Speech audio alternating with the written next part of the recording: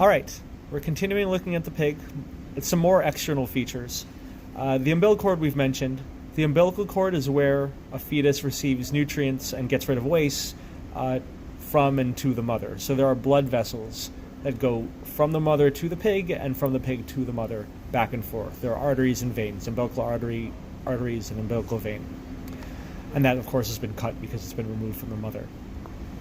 Looking at the head, you can see how underdeveloped the fetal pig is.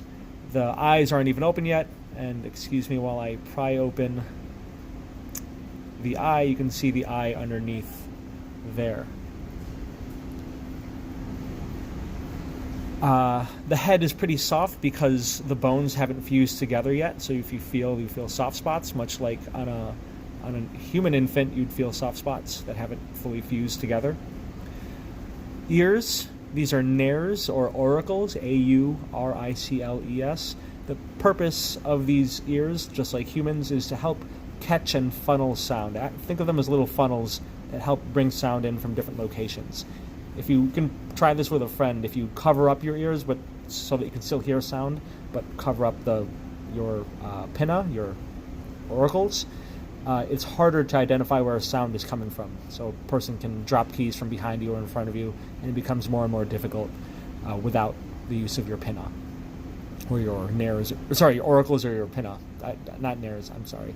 These are auricles or pinna. Nares are nostrils. Nares are over here. So one more time before I confuse myself even more. These are auricles or pinna. Auricles or pinna. Nostrils are nares. Here we have the tongue, of course, and the mouth. Mouth, fancy word for mouth, is oral cavity. And we're going to make our first cuts. Our first cuts are going to be through the cheek towards the ear. I'll mention this while I'm cutting. The nares are great, of course, for smelling and for breathing. And you generally want to keep this area moist, especially for animals that have a really good sense of smell, because moisture helps catch particles and allows them to smell things, which is why, say, if you feel the dog's nose, it's pretty wet. Okay, so I've made cuts to the cheeks of the fetal pig. I'm going to pry the mouth open. I know, a little gruesome, but here I go. There we go. Okay. Pried it a little too far, but it's not a big deal. Drain all of that fluid. Here we can see a little closer on the tongue. You can see a little closer on the tongue that it's textured. You can see this in your own tongue. Those little bumps are called papillae. We've heard that word before, like the genital papilla. Papilla just means bump. These are lingual papillae. And so this is where your taste buds are found. By increasing surface area, by having more bumps, that allows for better taste, and allowing for other things like when you lick things, it allows for more grabbing and friction. Salivary glands are found all around, so under the tongue, in the back of the mouth, but they're not the easiest to identify at the moment. If you follow the tongue all the way back, we can find a little flap.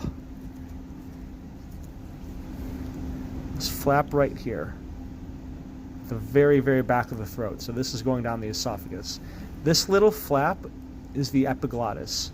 It's elastic cartilage, and it's meant to block the larynx and trachea so that when you swallow, you don't choke. That's the epiglottis. Looking at the top of the mouth, you can see how ridged it is up here. These ridges help, it's like a washboard, they help break down food when your tongue pushes up to the roof of your mouth. And if you feel it, it's hard. It's because there's bone here. This is the hard palate.